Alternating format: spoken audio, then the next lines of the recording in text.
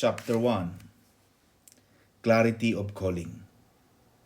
Hindi ka pwedeng productive sa maling direksyon. May klase ng pagod na hindi dahil sa dami ng trabaho, kundi dahil sa dami ng kalat sa loob. Yung tipong pagiging busy lang, pagising mo pa lang, parang may hinahabol ka na. Pagdating ng gabi, tatanungin mo ang sarili mo, ano nangyari all day?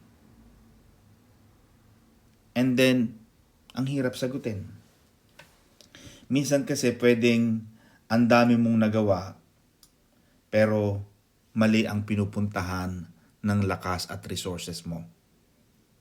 Parang mabilis kang tumatakbo, pero hindi mo alam kung saan ka papunta.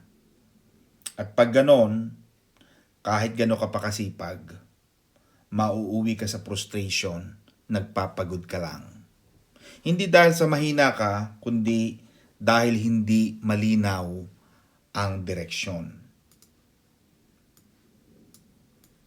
Clarity of calling ang unang secret ng highly productive people. Hindi ito malaking revelation na parang pelikula. Kadalasan, tahimik lang to.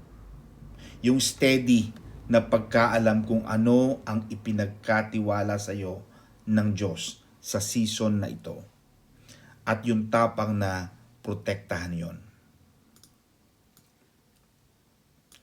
Clarity is not always knowing what to do. Actually, it is also knowing what not to do. Busy doesn't always mean blessed. Sometimes busy just means distracted. Psalms 90 verse 12 says, "Teach us to number our days, that we may gain a heart of wisdom." Parang sinasabi ng psalmist, Lord, turuan mo po akong bilangin ko ang mga araw. Hindi para ma-pressure, kundi para maging wise kung saan ko ilalagay ang buhay ko. Kapag na-realize mong limited ang days, biglang nagiging mahalaga ang choices. Hindi na ano pa ang pwede kong idagdag, kundi ang tanong, ano ang kailangan kong piliin? Calling is also an assignment. Hindi lang ito title. Hindi lang ito tungkol sa ministry label. Calling can look like integrity sa trabaho. Calling can look like pagiging faithful na parent. Pagiging faithful na asawa. Calling can look like a student who builds discipline now so they can carry impact later. Calling can look like a businessman or an entrepreneur who creates value and blessing. Calling can look like someone who serves in the church with joy, not burnout. Calling can look like an OFW who provides without losing the soul. Ang sabi ng Colossians chapter 3 verse 23, "Whatever you do, do it heartily, as to the Lord and not to man." Ibig sabihin, ano man ang ginagawa mo, pwedeng maging worship. Hindi ka lang nagtatrabaho, you are stewarding what God gave you. You must be a good steward. Parang stewardess sa aeroplano. They are katiwala ng airplane management. So whoever they become inside the airplane, while the airplane is on the air, they are the representation of the entire airline industry, the airline management.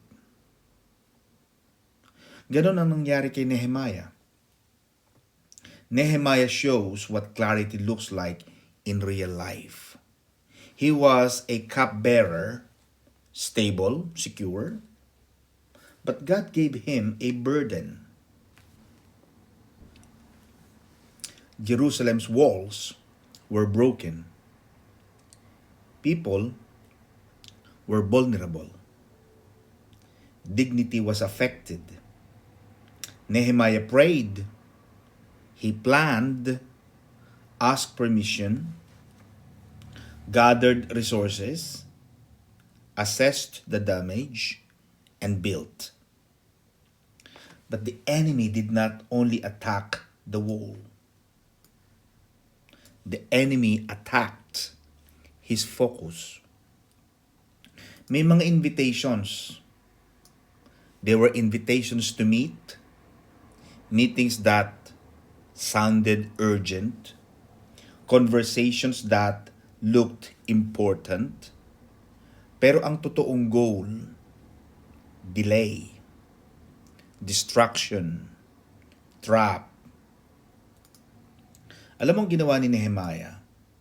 He answered with one of the cleanest boundary lines in Scripture. Ito ang sabi niya. Look guys, I am doing a great work and I cannot come down. Why should the work stop while I leave and come down to you? Nehemiah 6:3. Hindi niya sinabing hindi importante ang mga tao. But he responded that the work is important and therefore he refused to step down from what God asked him to build. May mga old illustration even when I was studying in the graduate school sa Ateneo. May isang lalaking he was climbing a ladder every day. Akyat siya na akyat sa hagdan. Mabilis, consistent, admired. Then, na-realize niya sa kanyang pagsisikap, sa kanyang pagmamadali, the ladder, yung hagdan, was leaning on the wrong wall. Maling pader pala yung kanyang pinupuntahan dahil yung hagdan, mali. Painful but true.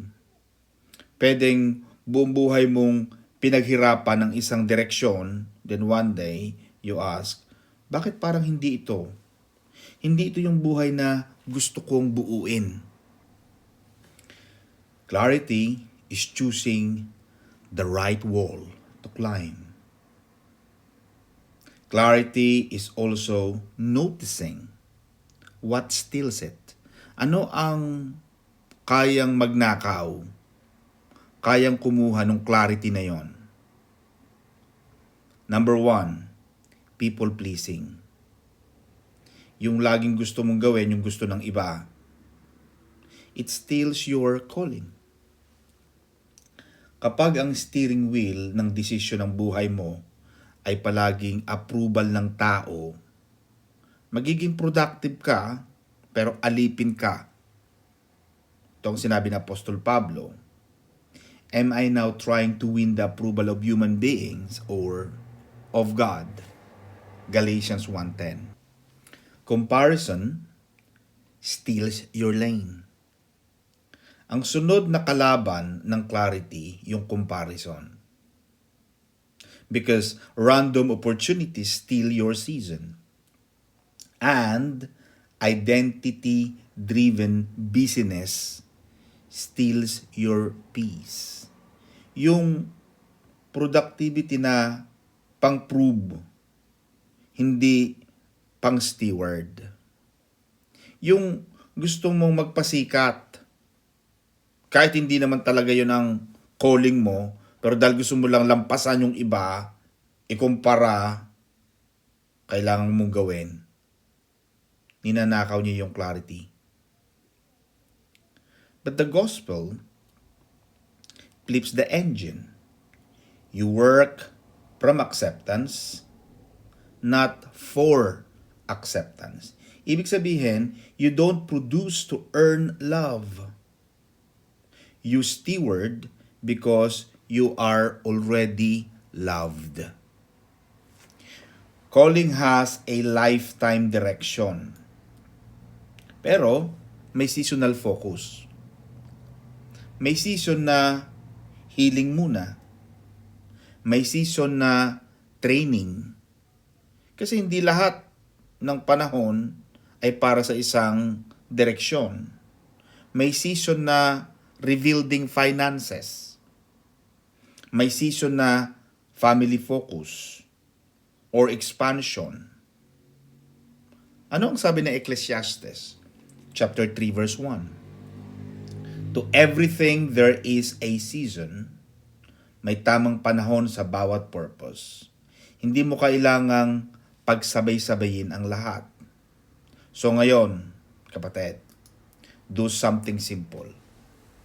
Ang gawin mo ganito, umupo ka, tahimik, magsulat ka. My main assignment in this season is blank. Ano yun? Ano yung assignment na pinapagawa sa'yo ng Lord? Ano yung gusto mong gawin na pag pinagpokusan mo yun, binigyan mo ng tutok, talagang magtatagumpay ka? Keep it honest. Simple. If you feel discomfort, that's okay. Sometimes, discomfort means you're finally naming what matters. Minsan mahirap magsimula. Then ask yourself, ano ang ginagawa ko ngayon na hindi naman tumutulong sa assignment ko?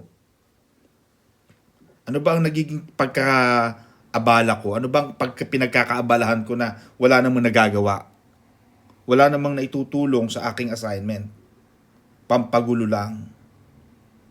You don't have to hate those things. You just have to place them properly. Some are not mine. Maaaring ito ay hindi pa para sa iyo ngayon. Maaaring hindi pa ito ngayon. Maaaring ang iba naman ay yes, oo, pwede, kailangan na. So if you want productivity without bitterness, you need a calm, kind no.